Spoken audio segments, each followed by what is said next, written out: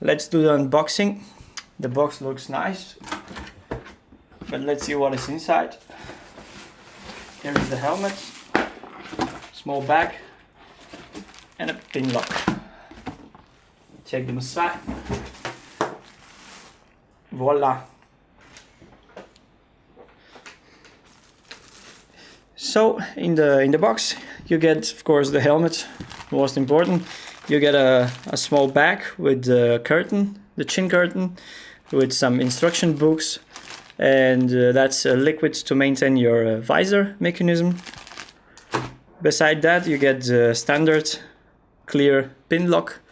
I'll be actually not installing it now because I would change the visor to a darker one, a semi-black one, so I would not be wasting this one for the clear visor.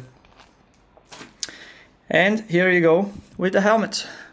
First you can see behind we have the GP Pista GPR, which is with another kind of back, and it looks maybe more or less the same, but it's totally different because first of all the logo, you can see it's colored, and that one is white and black print, so the feeling of the backs, it's totally different. This is like a cheap back.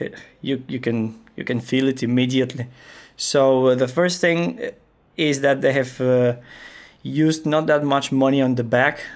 Of course you won't be that bothered, but if you're carrying the helmet back and forth, you would really appreciate a good back like the Pista GPR.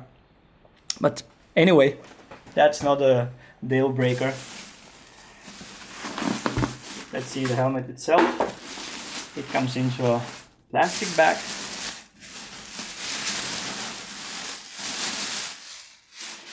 And here it is.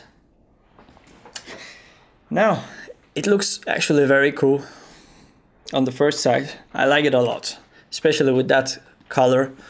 It's very trendy right now, and it's also my kind of color. The overall shape of the helmet looks very nice. It reminds me a little bit on the Pista GPR, but this might be due to the fact that I have only one AGV helmet before, and that was the Pista GP, so I have only seen pictures of the other type of helmet, so that's the only one I can compare it. But it actually looks pretty similar to me because first of all you have the new helmet. I hope that's visible better now. You have the new helmet with the new shape and size of the visor, which reminds me a lot of the GPR. And I'm telling you, that's a huge visor. If you haven't tried it on the Pista GP, that kind of visor, that wide ultra vision visor, then you won't understand what I'm talking about. But that's a visor that opens the world in front of you. You won't be noticing anything, any part of the actual helmet while wearing it. It's a game changer. I like it a lot, and I'm very happy that they have done it to this mid-size, mid-priced helmet. So that's something I'm very satisfied with. Then you have the air vents here on the top, and they remind me a lot also the Pista GPR. They look more or less the same, if you ask me. These are of course adjustable. You can open and close the vents. Some complain that there are like too many things to do with these vents because you have to turn on and off each of one. But I think you will be ending up having only the two on the sides opened, and then maybe the one in the center will be the one that's controlling the main flow. So let's see. It has to be tested on the road, and it will be clear then. Then you have these two vents here on the chin. You have a small button here. I should say that this might be not that convenient while wearing gloves, but let's see when I'm trying the helmet on the motorcycle actually, because I think it won't be that easy to get touch with this button here, but we might see. So let's continue forward. Here on the side, as everybody is announcing, that's the smallest mechanism, visor mechanism I have seen. It looks very nice, it looks very clear, and it's not that bulky. And judging by the look, it looks like they have used some kind of metal parts inside, so it should be also very, very strong. And another thing I'd like about the visor and the mechanism is that when opening the visor, it opens actually very firm. It reminds me a little bit on the Shoei type of visor because it's quite stiff and firm, so it won't be that loose as the GPR, because if I'm using that helmet, GPR, and I'm trying to open maybe halfway up the visor, it will fall. It won't hold due to potholes or wind or any other kind of motion on the head. It's just very loose, and it's not meant to be carried halfway up. So that's a step forward for me. I think that's very nice. Looking forward to test it. Here we can see that the center button, it's very different and very similar from the one used on the Pista GP. That's due to the fact that it looks cheap. I hope it's still the same quality and problem-free as the GP, but we're missing the logo. Usually I'll be posting in this very same video a small comparison with the two helmets side by side, so you can see in details the small shapes and small tweaks here and there that remind me a little bit on the other helmet. And here we have the Pista GP button, which has the logo printed or engraved actually here in, and it looks a little bit better quality than this one, but still that's a button, so it needs to open and locks the visor, so as long as it works, it should be fine. With this helmet you get 4 sizes, where the lightest size is this one, which is the MS size of the shell. It is made from carbon and aramid shell, so that's not a full carbon fiber helmet. It has 5 density EPS in the 4 sizes. It has also a collarbone safe profile. That's actually that one here on the bottom. As mentioned earlier, it has 5 air vents, one very big or 2 like on the back, and these 3 and 2 on the front. Yeah, it's also eyeglass friendly fit. I don't wear eyeglasses, but if you want me, I can later try to put some glasses and demonstrate that there is enough space to fit them.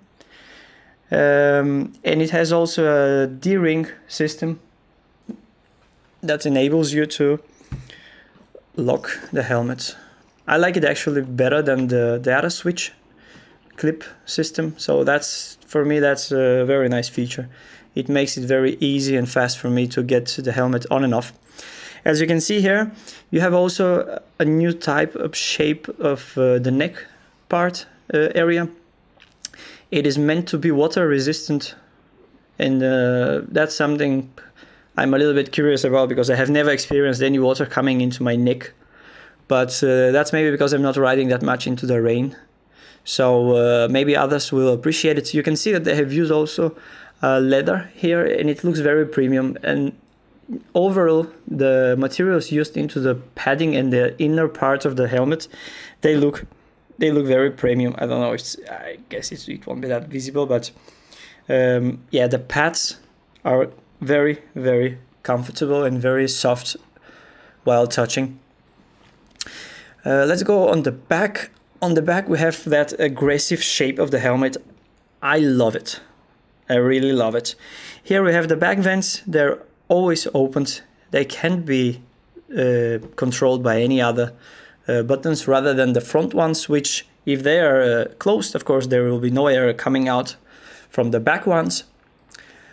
It is meant to be that the shape shall be turbulence friendly, which means that while adjusting the angle of the helmet while riding, like more up or more down, it should not interfere with the aerodynamic shape and the turbulence you will be receiving from the oncoming air.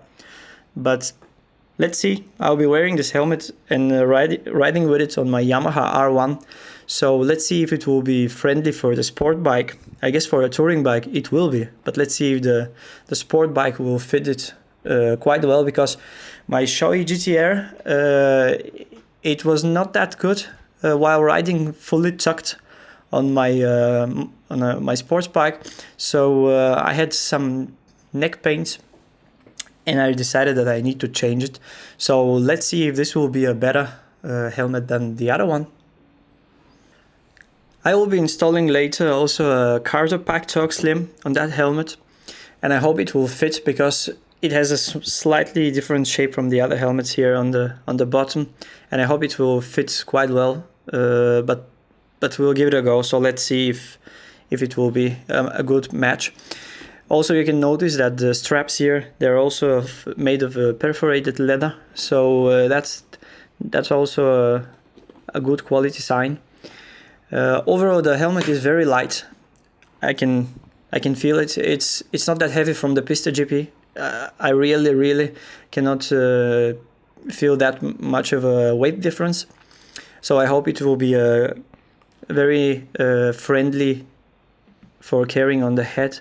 Also when the pack torque is installed, because it will give some extra weight to the overall weight of the helmet, I guess. And I think I might do the chin mount for the Gopro here on the front, but we'll see if it will be a good fit. And that's due to the fact of this small air vent button or switch here, because that's exactly taking too much of a space in the front. So this might not be the best solution for this button to be here, right here, for a lot of people that will be vlogging, blogging, whatever with this helmet. So consider that. Then you have to do a side mount here on the side. So yeah, it will add, of course, additional weight, the pack torque and the Gopro. So you might end up with 200, 300, 400 grams on top of the overall weight. So consider that. Then it won't be the most lightweight helmet in the world, but anyway, it has to be practical for your purposes, right? So here we are with the two helmets side by side, and as you can see, the visors looks more or less same size, same shape, same kind of locking mechanism. And also these buttons here, that's quite bigger than the GPR, but this just works a little bit more firm, and it's slightly giving more confidence of the materials used and the mechanism used back behind the button. But as long as it works, it should be fine. You can also see that the air ducts, air vents are more or less the same. Also the overall top shape of the helmet, you can see they have more or less the same shape on the top. So I guess the aerodynamics comes from the Pista GPR. And that's good, that will be a benefit, because that's the top-notch helmet of AGV, so why not use the technology that already works and already is tested and well appreciated from customers. So that should be an advantage for a helmet like the K6, which will be lower priced, still fair price, but let's see if it will turn out to be a great deal. Now I'll be playing a short video with some highlights, showing the small differences and maybe similarities between the two helmets. So enjoy it.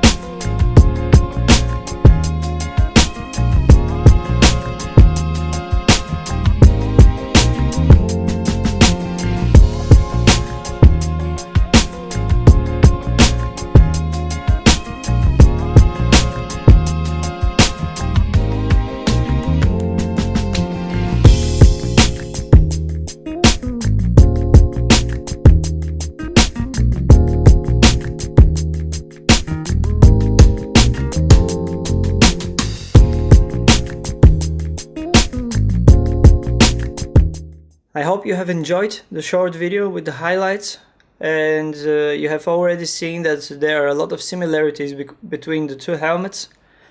And stay tuned, because later I'll be trying to fit the Cardo Pack Talk Slim on the K6, and I hope it won't be a hard time, but we'll check it out. So stay tuned if you're interested also in seeing the Cardo Pack Talk in action with the K6. That's it for me. Bye.